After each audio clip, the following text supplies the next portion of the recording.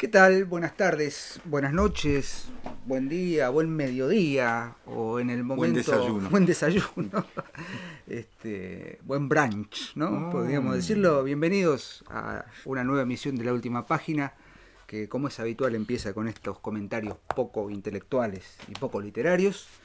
Estamos muy felices. En realidad me estoy olvidando de algo importante, ya casi que me olvido de que está aquí en su casa, en su biblioteca, el doctor Sebastián Porrini. ¿Cómo le va? ¿Cómo le va? ¿Todo ¿Bien? bien? ¿Todo bien? Sí, No sí. soy doctor, ¿eh? No.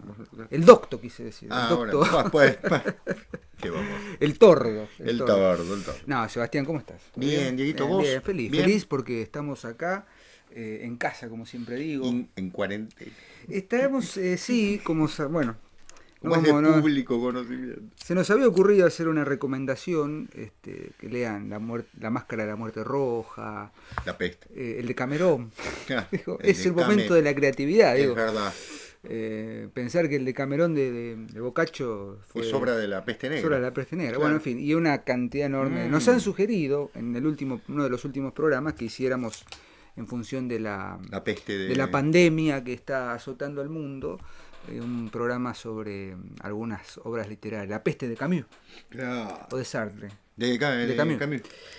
Así que bueno, vamos Linda novela, dejemos el humor de lado, tratemos de, bueno, no sé, cuando salga este programa quizás esperamos. La agenda mediática sea otra, ojalá. Y ojalá esté superado el problema. En el mientras, bueno, tomamos los recaudos necesarios, creo que hay distancia, igual somos pocos y nos conocemos mucho. Y como somos pocos y nos conocemos mucho, vamos a cumplir una promesa que ya venimos postergando desde el último programa y que se va por ahí continuar, si se quiere, con algunas ideas que vienen dando vueltas en la esencia de La Última Página, Sí, ¿no? señor. Este año, hace poco, subimos un programa dedicado al elemento austrohúngaro, a la materia asbúrgica. Uh-huh. Y ahí, de algún modo, sentamos algunas bases como para pensar un periodo, un proceso, ¿sí? Fines del siglo XIX, principios del siglo XX, sobre todo primeros años del siglo XX, y no olvidemos esto, estamos en el año 2020, tercer año de La Última Página. El 2020 viene a conformarse como la primera centuria de un siglo que empezó a cambiar en los primeros 20 años del siglo XX, si se me permite, ¿no? Del siglo XXI, en los primeros 100 años. Me ordeno porque estoy un poco disperso. Claro, a lo que voy es, digo, principio del siglo XX, ¿no? De 1900 a 1920, se desataron una cantidad de hechos históricos, deshicieron el mundo, políticos, literarios y culturales que reorganizaron, bien o mal, eso lo juzgará la historia, de hecho lo está juzgando la historia, reorganizaron el pensamiento del hombre, ¿no? Es un periodo de cambio de paradigma, siguiendo a la filosofía de la ciencia, ¿no? Y es en ese caldo de cultivo en el que nosotros empezamos a rescatar o a repensar algunos temas con lo austrohúngaro. Hemos hablado sobre la suspensión de las certezas, no en esos años, pero sí en función de otra idea. Pero está todo encolumnado hacia lo que hoy podríamos llamar una enorme decadencia, o una enorme caída. Ahora vamos a hablar un poco de ese tema.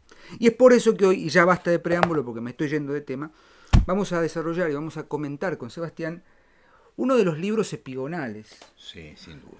¿De qué podríamos decirlo? De la filosofía política, de la filosofía histórica, de la historia filosófica, de un libro de la historiografía, total de la historiografía, y estamos hablando de la decadencia de Occidente, Der Untergang des Abendlandes. Abendlandes de Oswald Spengler, publicado originalmente en 1918, con un segundo tomo en 1922. ¿Qué decir de Spengler?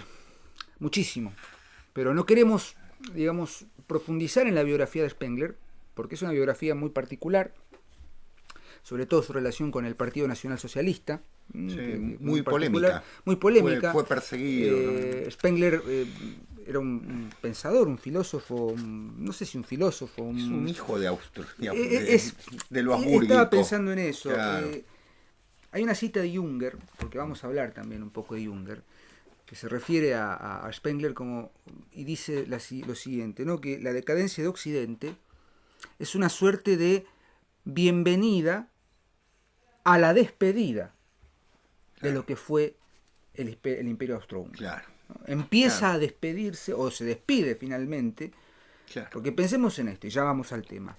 La decadencia de Occidente es una obra total que se plantea como una suerte de, ¿cómo decirlo?, obra que muestra el desencanto, ¿sí?, que prevaleció después de la Primera Guerra Mundial y camino a la Segunda Guerra Mundial, el desencanto con los ideales, los viejos ideales, de lo que fue Europa, con mayúsculas. Claro.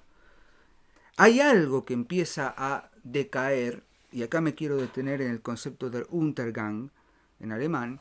Entonces, la traducción más simple sería la caída, la decadencia, pero algunos filólogos hablan del hundimiento. Claro. ¿No? Algo que va justamente, Untergang, o sea, algo que va hundiéndose lentamente.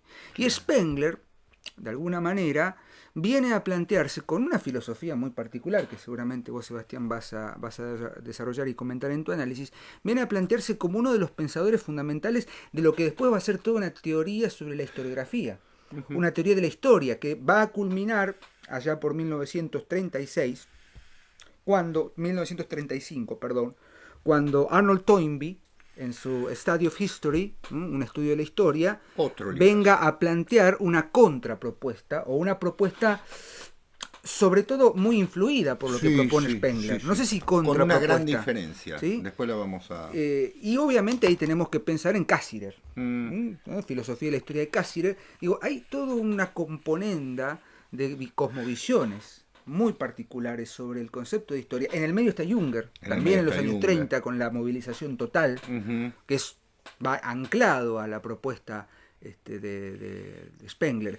Obviamente, si tomamos la movilización total, que es un ensayo de unas 11, 12 páginas, confrontado con los 2 tomos voluminosos de la decadencia de Occidente, digo, ¿cuál es la diferencia? ¿La cantidad de páginas? No. Digo, la densidad de Spengler en su análisis, claro, que parte obviamente del concepto de civilización, y acá tenemos que empezar a dirimir algo que vos habías adelantado en algún momento y que está muy bien planteado en Toynbee, el concepto entre cultura y civilización. Claro. Es, digamos, la base, la dicotomía fundante de la decadencia de Occidente. Claro, exacto. Es decir, Spengler empieza a pensar, o comienza... Podría ser la decadencia de la civilización. Yo creo que es eso. Claro. Yo creo que es eso. Y bueno, las derivas de esto... Perdón, estoy tosiendo mal. Las derivas de esto llevarían muchísimos programas y muchísimo análisis. Así que te propongo, Seba, que vayamos desglosando la obra de Spengler. Partiendo de esta base, Spengler viene a significar un punto de quiebre entre una Europa que está en absoluta decadencia después de la Primera Guerra Mundial, sobre todo la tradición europea de las clases más nobles, de las clases de élite. Claro. Ya lo hemos dicho allá en ese Proust. Programa dedicado a Proust y sobre todo a Junger, quienes van a la guerra, son la clase noble, es la clase de la nobleza. Y después vendrá la movilización total, tecnificada, la movilización total de la técnica, de la tecnificación de Junger, y la presencia de algo que en la pluma de Spengler es muy criticado, que es la presencia de las masas. Para Junger, digamos, la decadencia comienza cuando las civilizaciones comienzan a ser gobernadas, dominadas o tomadas, entre comillas, por las masas.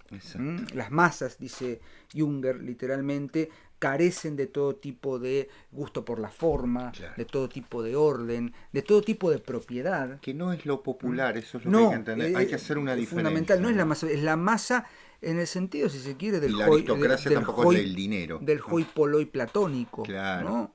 No, obviamente, muy buena aclaración. No estamos hablando aquí de la clase noble, adinerada, terrateniente y tal.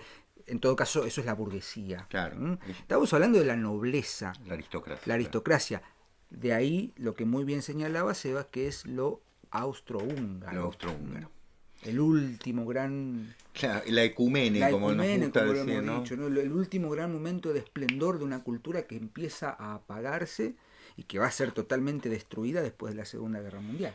¿Vos sabés que, Diego, ahora me haces acordar, hay una novela que se llama La sal de la tierra, de Franz Wiesel, que es un escritor austrohúngaro justamente, que empieza la novela con el emperador Francisco José con la lapicera en la mano y todos sus ministros esperando. Tiene 84 años Francisco José y va a firmar la declaración de guerra a Serbia, luego del asesinato de Franz Ferdinand, su heredero. ¿Y el emperador qué hace? Dice, claro, es un hombre de 84 años, ya su vida ha pasado en el siglo XIX, no entiende lo que está ocurriendo. Y en un momento la descripción es maravillosa de la escena, los cuadros de los emperadores anteriores, María Teresa y demás. Y él, antes de firmar, mira a los hombres y les dice, los ejércitos van a llevar el kepis con las plumas de Austria-Hungría, ¿no?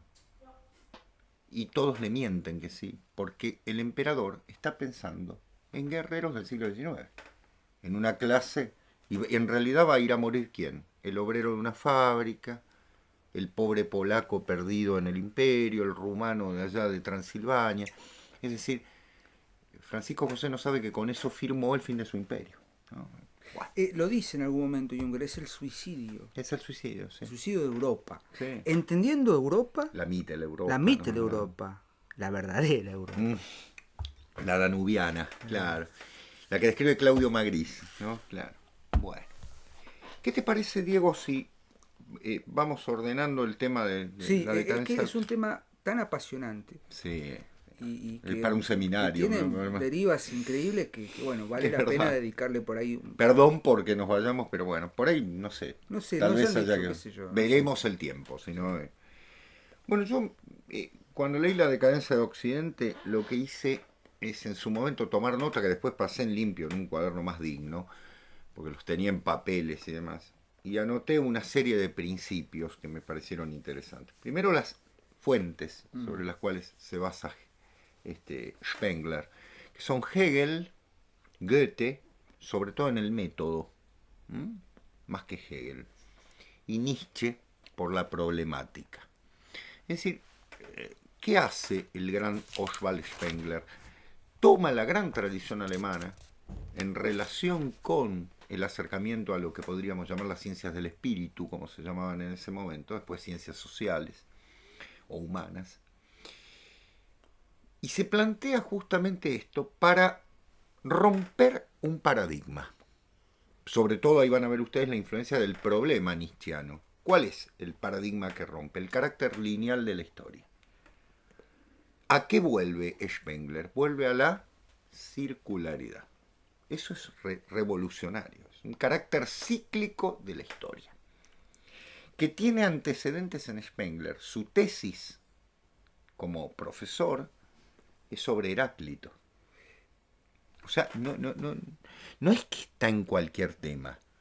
Él va a estudiar la historia en este libro, en esta enorme obra, teniendo en cuenta que hay ciclos que se cumplen y que tienen que ver fundamentalmente con el surgimiento de una cultura, su punto máximo y su decadencia, cuando se convierte en civilización, que era lo que Diego recién muy bien comentaba. La segunda característica del libro, la primera es el carácter cíclico de la historia, ¿no? O sea, rompiendo la tradición, si ustedes quieren, progresista, positivista, fundamentalmente, ¿sí? La segunda característica fundamental, que tiene que ver también con la recuperación de la concepción pagana de la historia, no es una concepción cristiana, no es una concepción lineal, es una concepción cíclica. Como la mitología nórdica. Exactamente, toma los elementos de la mitología nórdica, muy bien. Como todo alemán que se precie de tal, ¿no? Bueno, pero acá viene algo que no lo hace muy... Es el carácter personal del escrito. Yo, obviamente, no leo fluidamente el alemán, apenas unas pocas frases puedo leer, pero los traductores se han encontrado con la problemática de que no es un escritor de carácter académico, sino todo lo contrario. Es un escritor desde casi con fundamentos literarios. Y quién pudiera, porque la biografía, ¿no? Dice que Spengler heredó una dinero y no le gustaba el mundo académico de la docencia. Y lo bien que hacía. Y lo bien que yo puedo, ¿quién Claro, pudiera como Junger heredar claro, y dedicarse totalmente. Digo, a escribir, sí, claro. a leer, a Lejos pensar de que- las influencias es de la más, moda. No sé, Claro. creo que Borges cuenta, no me acuerdo ya quién, porque Borges le dedica un prólogo Sí, Borges. a la decadencia de Occidente. Dice que no tenía biblioteca, Mm. Spengler.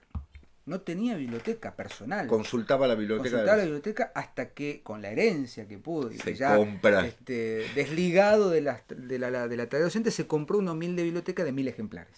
Claro. De 1000 ejemplares. 1000 ¿no? ejemplares. 1000 ejemplares como para Que era empezar. lo que necesitaba. Y ahí escribió. Claro, porque hasta ese momento consultaba las bibliotecas, es verdad, es verdad. ¿No? Él era un asiduo asistente a las bibliotecas. O sea, por una parte esto. Tercer aspecto, se aleja del eurocentrismo. Contrario de lo que se podría responder desde cierta historiografía propia de los años 50, 60 y 70, sobre todo en nuestros tristes países en muchos sentidos, es que se dice, un alemán seguro que piensa el centro del mundo desde... No, nada que ver, nada que ver. Lean La decadencia de Occidente, justamente, y va a darle mucha importancia a América en ese sentido. Él plantea un enfoque de carácter fisiocrático, es decir, desde el punto de vista fenomenológico. Se detienen los grandes fenómenos de la historia. Universal, eso es lo que interesa. Y ahora vamos a ver, justamente él toma 8 etapas de la historia, que ustedes van a ver que solamente tangencialmente una pasa por Europa. Pero en realidad las historias van a pasar por el mundo. Y que de alguna manera le permiten centrarse en los grandes procesos de la historia. Estos grandes procesos son los que justamente la pequeña historiografía de Lupa ha puesto en el centro en los últimos años, ¿no? Es decir, mirar si 2 monjes betlemitas en un convento de Córdoba en el siglo XVII tenían 15 cabras o 20. Claro, eso cambiaría sin duda la historia de la humanidad. El cuarto aspecto... Noto que está un poco beligerante. Bueno, digamos, irónico. Bueno, irónico. Si yo hoy estoy más moderado. Bien. Soy yo ahora, hoy soy yo el potente. El cuarto aspecto, que me parece lo más genial de Spengler, es que ante su visión totalizadora de la historia, él hace un constante puente entre los sucesos ocurridos en el pasado y los actuales. Eso es muy original, para sustentar su teoría de lo cíclico, es decir, cómo el contexto de los sucesos contemporáneos tiene relación con muchos sucesos pasados. Hay que saber mucha historia para poder hacerlo. Ahí está Claro. parece la cuña. Claro. O sea, una cosa que es imposible, y cada vez yo creo que es inevitable, entender la historia, y creo que a partir de Spengler y por supuesto de Toynbee, Sí. dejamos de pensar la historia como una sucesión de hechos y sobre todo con esta suerte de periodización un poco caprichosa, propio del como bien decía, del positivismo, claro. del optimismo positivista, de la ilustración, que dice, bueno, tenemos la Edad Media, la Edad Antigua, la Edad Media, la Edad Moderna, que se anuncia, se pronuncia, con todo esto, y parece que es una línea temporal que avanza sin ton ni son hacia totalmente. la modernidad o la posmodernidad. Totalmente. Nos sirve, obviamente, a los fines prácticos para organizar los hechos cronológicamente, sí. ¿Nos sirven como registro histórico? No. Claro. No. No, claro. No, Pero porque... vos fíjate, Diego, que también hay algo que es... ¿Qué no hace Spengler? Mirarse el ombligo. Es decir, no es esta historia de barrio. No es una historia revisada, local, revisada, ¿no? Esta cosa de el revisionismo. Cierto día de tal mes se levantó el gobernador de la provincia de Catamarca y resolvió en un decreto que las casas se pintasen. Bueno, puede ser que en la historia local ello haya sido importante, pero realmente no sé si hace a la historia en sí, ¿no? Con esto me van a pegar muchísimo y, como dice Diego, que vengan, ¿no? Vengan de a uno. Vengan de a uno. Vengan de a uno. quinto aspecto que quiero tener en cuenta, ¿no? Que es fundamentalmente quiénes son los auténticos protagonistas de la historia. Bueno, aquí va a venir un problema. Y acá esto, él habla de 8 altas culturas. Después voy a definir cultura, de acuerdo con Spengler. Porque no es lo que nos imaginamos. Las culturas que él toma para la historia son la india, la babilónica, la egipcia, la china, la mexicana, la árabe, la clásica, grecolatina, y la de Europa occidental, que denomina a la árabe como mágica, a la clásica como Grecia y Roma, y a la europea occidental como fáustica. Después vamos a hablar de los fáusticos. Por eso, la decadencia de Occidente llega a un fin de ese tipo de cultura. Estas altas culturas, la india, la babilónica, la egipcia, la china, la mexicana y demás, demuestran ciclos, ¿sí?, que son perfectamente ubicables y que hablan de un nacimiento, de un crecimiento, de un esplendor y de una decadencia. Por eso el carácter fisiocrático, como un organismo vivo, ¿no? Physis, naturaleza, es decir, los procesos de la naturaleza. Aparece, nace, crece, se desarrolla, empieza a decaer y muere. ¿Sí? Esas etapas cíclicas, bueno, él la ve con mucha tristeza sobre su misma cultura, ¿no? Otro aspecto es, ¿qué es la cultura? Bueno, ¿qué caracteriza una cultura? Es una palabra que nosotros usamos mucho acá, que la usa Spengler. Es un símbolo máximo. Claro. Para entender esto, por ejemplo, tengamos en cuenta que él dice que para Grecia y Roma el símbolo máximo es la observación de la realidad hasta en sus mínimos detalles, ubicando o encontrando, escuchemos bien, el brillo de lo eterno. Es decir, en la cultura grecolatina, a mí me pareció estupendo cuando lo leí. Grecia parece muy científica, ¿no? Parece estar mirando con la lupa ciertos objetos. Uno piensa en Arquímedes, piensa, ¿no?, en los grandes filósofos de la naturaleza, piensa en los grandes científicos, matemáticos y demás griegos, y dice, bueno, estaban puestos a lo práctico. Ninguno de ellos estaba puesto a lo práctico, estaba puesto fundamentalmente a dar brillo a la eternidad. Con lo cual, lo estético y filosófico de Grecia y lo propiamente político de Roma se suman desde la contemplación hacia la practicidad. Es decir, por ejemplo, dice él que los rostros inexpresivos de los ojos, fundamentalmente, de las esculturas griegas, tienen que ver con una abstracción, con una búsqueda de abstracción. Paréntesis, ya lo dijimos esto, se nota que Spengler no había leído las críticas al modelo de Winkelmann, ¿no? Porque en realidad las pinturas griegas se pintaban, las esculturas griegas estaban pintadas. Pero valga decir que lo que no llegó es un hieratismo muy particular, ¿no? Es decir, lo que caracteriza a una cultura es el símbolo, el momento en el que llega a un esplendor tal que da a la historia de la humanidad, como lo dio la India, como lo dio Babilonia, como lo dio la cultura americana, sobre todo mexicana, él la resalta mucho, un modelo a seguir. Y con respecto a la cultura occidental dice algo particular. Me detengo en la occidental porque, bueno... Es la que está en decadencia. Claro. Él habla de lo fáustico, tiene un sello trágico, tiene que ver justamente con un ansia de infinito. Y en ese sentido habla de dos elementos, un elemento espiritual y un elemento científico. Desde el elemento espiritual, ¿dónde se dio la máxima manifestación? En las catedrales góticas. ¿Y dónde se dio en la ciencia y en la política? Fundamentalmente, por ejemplo, en el afán conquistador, que se dio con la conquista de América, por poner por caso, y en el avance técnico, que va a ser lo que lo mate. No sé si la época, ¿no? Paréntesis. ¿No? Adelante, caballero. ¿Con quién? En esa misma época. Señor Martin, ¿no? Exactamente. Es decir, se está viviendo algo. Hay una maquinaria que puede llegar a ser maravillosa en un momento, pero eliminar lo otro.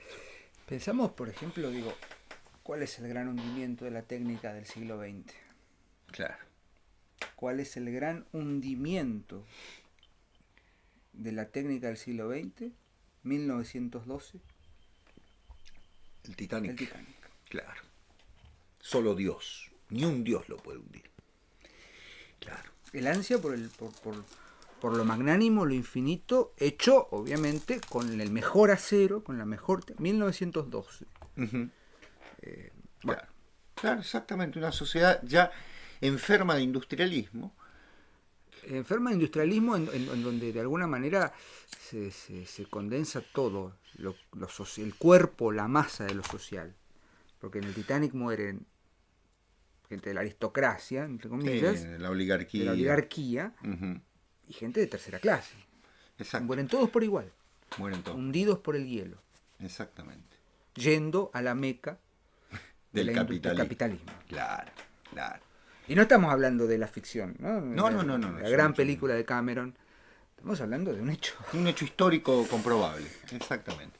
Que tendría que haber previsto, digo yo, lo que iba a ser 2 años después de la guerra, ¿no? Pero bueno. Otro aspecto que quiero resaltar, ya voy cerrando, porque, perdón Diego, pero... Estamos para eso.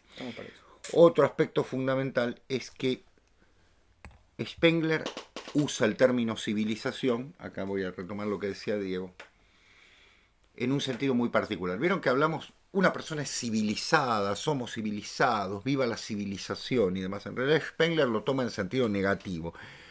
Cuando una cultura se convierte en una civilización es porque ya se agotó, se copia a sí misma.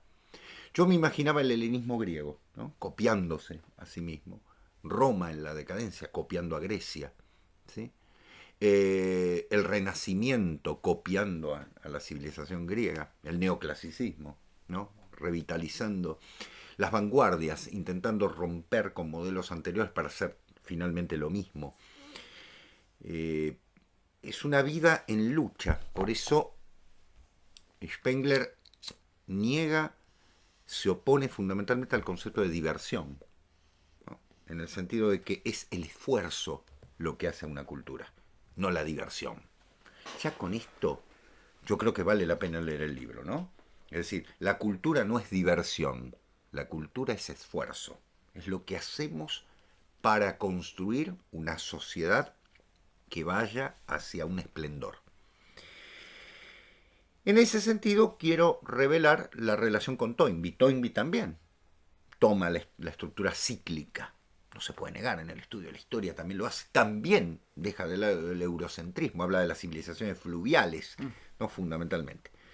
Pero Toynbee se detiene en que el reflejo de la civilización mayor está en las obras materiales. O sea, Toynbee lo ve más, como típico inglés, ¿no? Lo ve en los templos.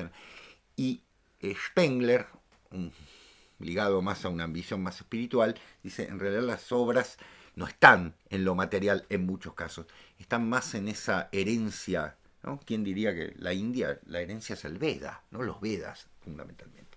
Y por último, ¿qué caracteriza una decadencia? Después de esto yo creo que muchos se van a borrar pero bueno, vale de su suscripción. La plutocracia. Cuando una cultura pierde su sentido jerárquico aristocrático, dice Spengler, y se gobierna por el dinero, es decir, cuando la desjerarquización hace que el que sabe deje de saber y sea menos importante que el que tiene dinero, cuando haber ganado muchos premios nos convierte en grandes escritores y no en la calidad en sí, estamos en el fin. La última de las decadencias está justamente ligada al gobierno del dinero. El orden mundial de hoy en día es eso. Hace 100 años lo dijo Spengler. Y él que habla de 3 tipos de hombre, el hombre fáustico, el hombre apolíneo, el hombre mágico, ¿no? Que lo relaciona con la cultura árabe, el mágico, el apolíneo con la greco-latina y el fáustico fundamentalmente con la occidental y demás, prevé que esta sociedad se va a venir abajo, inevitablemente, porque se ha alejado de los principios que tendría que haber sustentado. Y sobre todo porque se entregó a un afán civilizatorio que es exportar su cultura para destruir otras. Es lo que se hizo, por ejemplo, en 1867 en Japón, con la exportación de la cultura occidental norteamericana a la sociedad japonesa. Por poner un caso, tomemos los que ustedes quieran. Les recuerdo que Mao quiso volver a China a la cultura confuciana. No se dejen llevar por la primera pintura de literatura de revolución cultural y demás. Mao había leído al Tao, había leído a Confucio y sabía que la civilización china, la cultura china estaba en eso. Perdón, se me pegó. Se le pegó. Como corolario, vayan y lean La decadencia de Occidente. Se consigue, por suerte está en PDF. Sí, está incluso en acaba de arruinar su cuaderno. Acabo de tirar la bebida sagrada, pero no importa. Y nosotros seguiremos leyendo también. Yo no tengo más palabras para decir porque la exposición de Sebastián es muy clara. Pero bueno, alentamos a que sigan leyendo y vayan viendo los hilos conductores. El año pasado fue la tradición. Este año vamos por otro lado. Vamos por otro lado. Estamos yendo, sí. Vendrá luego. Sin pensarlo mucho, ¿no? Pero bueno, cuando suceden estas cosas hay que prestarles atención. Los esperamos el próximo lunes para seguir transitando con nosotros más últimas páginas y pronto habrá novedades sobre contenidos nuevos en ADTV. Seba, como siempre, muchísimas gracias. A vos, y a Diego. ustedes, hasta el próximo lunes. Adiós, gracias.